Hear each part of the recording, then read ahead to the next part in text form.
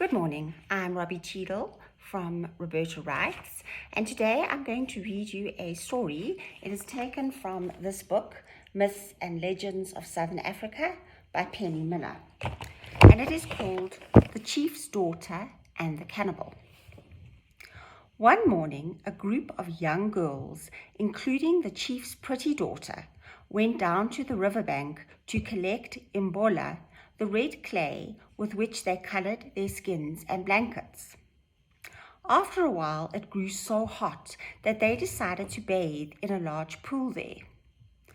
In they plunged and were soon splashing merrily until it was time to dress and return home. When they had gone a little way, the chief's daughter exclaimed, "Oh, I have left my necklace behind. Come back with me, cousin, and we will go and together to fetch it." Her cousin refused, and so did the other girls. It was late, they argued, and they did not wish to be chided when they got home, and so she was obliged to go alone. On her arrival at the pool, a grotesque, one-legged cannibal jumped out from behind a bush and caught the girl. He pushed her into his sack, where she lay frozen with terror. The cannibal then took the sack around to the different villages, where he made her sing for him, calling her his bird.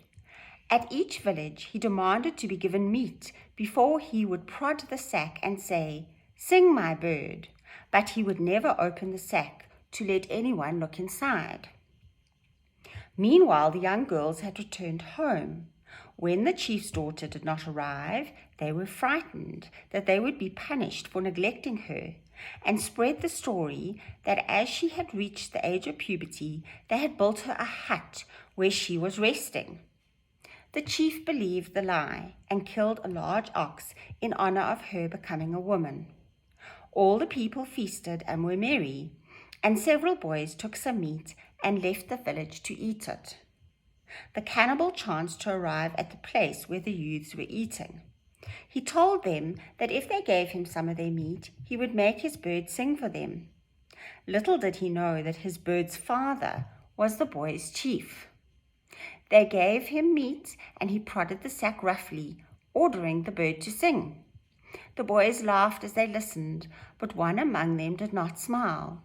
He thought the voice sounded just like his sister's, but was too afraid to ask the cannibal to let him look in the sack.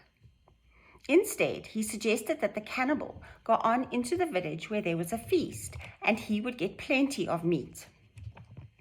At the village, the cannibal made the bird sing. The chief was eager to see it, but the cannibal would not open his sack. This made the chief even keener, so he offered to give an ox for the bird, but its owner chuckled evilly and replied that he preferred other game. Then the chief made a plan. He asked the cannibal to fetch him some water as he was thirsty, promising to reward him for his trouble. The cannibal was rather a stupid oaf and fell for this offer, but made them promise not to look in the sack while he was gone. They all assured him that they would not touch it. One crafty fellow gave the cannibal a leaky container for the water, which would impede his progress and keep him out of their way for longer. The minute he was gone, they all peered in the bag, and lo and behold, there was the chief's daughter. At first the chief could not believe it was she, as he thought she was observing the rites of intomgana, maidenhood. But when he realized the truth, he was furious and ordered her cowardly companions to be put to death. Then he put frogs, snakes, and toads into the cannibal's sack and tied it up again.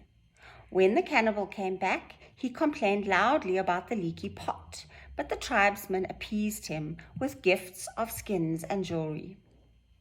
Satisfied, he picked up his sack and went away. When he got to his own house, he shouted to his wife, "Prepare the cooking pot," intending to kill and eat the girl. He then sent invitations to all the other cannibals to come and join him, and they came eagerly, expecting a good tender meal. Their host kept them waiting to sharpen their appetites. Then with a flourish he opened up the sack and tipped out the dainty morsel. What fell out disgusted them all so much that they fell on their one-legged host, killed and ate him, and had his wife for dessert.